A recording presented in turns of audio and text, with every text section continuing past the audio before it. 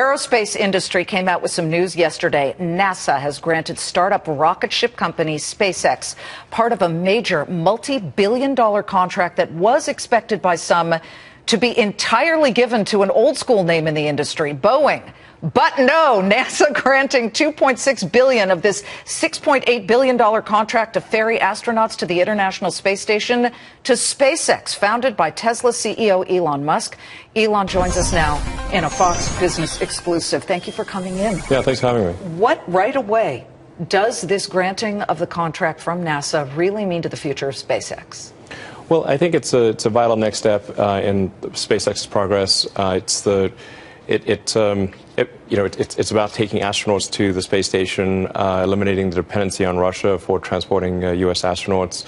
But for SpaceX, it's the next step in the technology we're developing, and it means we've got a key anchor tenant in NASA for as a customer for human transport into orbit. On the screen, we're looking at one of your Dragon capsules. I can remember seeing the original Dragon capsule, what would have been about 2007.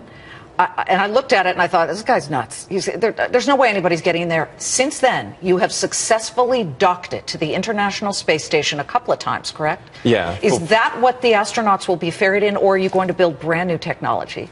What you saw was Dragon 1, the initial version of the technology. Where are we now? Dragon 11? 2. Oh. Okay. This is 2. We're going slowly here. Yeah, but it is. It's a significant upgrade in technology, in particular, and I think an upgrade overall in spaceship technology, because the Dragon 2 will be capable of a precise propulsive landing.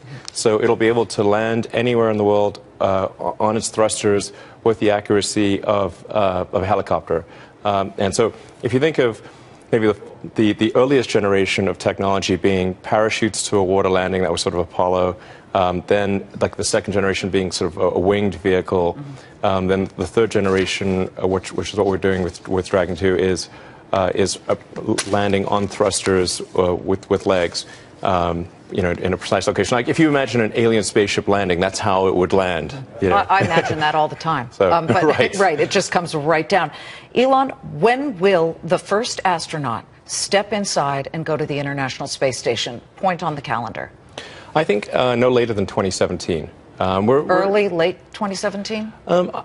Well, our internal schedule calls for late 2016, but the nature of complex projects is they often take longer than expected. So I would imagine mid-2017 is the most likely point. Oh, yesterday also some interesting news coming out of Jeff Bezos of Amazon and his space company, Blue Origin. Who knew he had I knew he had one because I've covered you guys, and we call you the Space Cowboys, etc. But you look at the news, and he's going to be banding together with Boeing and Lockheed to create an engine for Boeing's, I guess, Atlas rocket. The three of them have pretty deep pockets. Did you worry about that and say those three banded together could crush SpaceX? Well, I mean, it's certainly a good compliment. I mean, if all your competitors are banding together to sort of attack you, that's like a good compliment, I think. Very sincere compliment. I mean, domestically, we have essentially everyone ganging up against us: Boeing, Lockheed, and Blue Origin, Jeff Bezos' company. And then on the international front, we battled the Russians, and Putin announced several months ago that he was going to add $30 billion to the Russian space program, in part to compete against SpaceX. That must have felt good. Yeah. Yeah. Although now you've got security. Lots more security. Semi-good. Putin's coming after you. Yeah, exactly. And then on our European competitor, Ariane, which is several European countries banding together, they've actually... Their Ariane 6 rocket is specifically geared towards competing with SpaceX, and they're even waiving country-by-country production requirements, because normally they piece out the parts of the rocket to various countries according to contribution. This is all great for you guys. I had a good-spirited conversation with my coworker Stuart Varney this morning, where I said you're a job creator, and he said you're addicted to government money because you're getting the NASA space contract, and then of course with the Gigafactory you're getting tax breaks of about $1.3 billion from the state of Nevada. I think it's great. I think I look at this and I say, don't we want to keep these companies, and then they create jobs? What is the real job creation of what will be the Gigafactory in Nevada? We've heard everything from 6,000 to 6,500. Can you give us a number?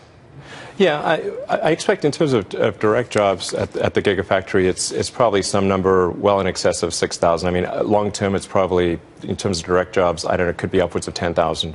And then there's a multiplier effect, because every job at the factory, then you have teachers, doctors, lawyers, plumbers, electricians.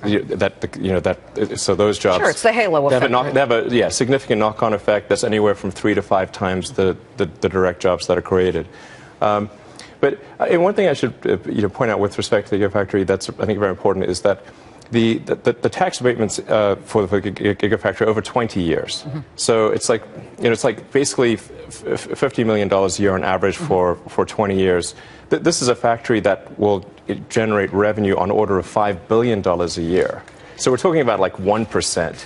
It's a really tiny contribution. And you had the Republican governor rally both sides of the aisle to get this to happen in the state of Nevada. Is picking Nevada for the Gigafactory any kind of indictment on what some perceive to be a negative business climate in the state of California, that you didn't pick California?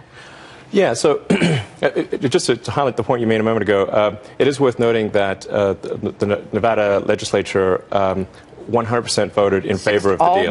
All members, both sides of the party, including parts of Nevada that are far away from where the Gigafactory is. So if they had any doubts about it being good for the state, we would have at least seen some people vote against it. And I'd say, like there've been some articles like, we sort of took advantage of Nevada, but that's absolutely not the case. Like, if you think of like Vegas, like Nevada understands what it means to be the house, and the house always wins. Okay, yeah. This is a super winning deal for Nevada. It sure is. We have so much to talk to you about, not just the Gigafactory, but the opportunity to scale up Tesla.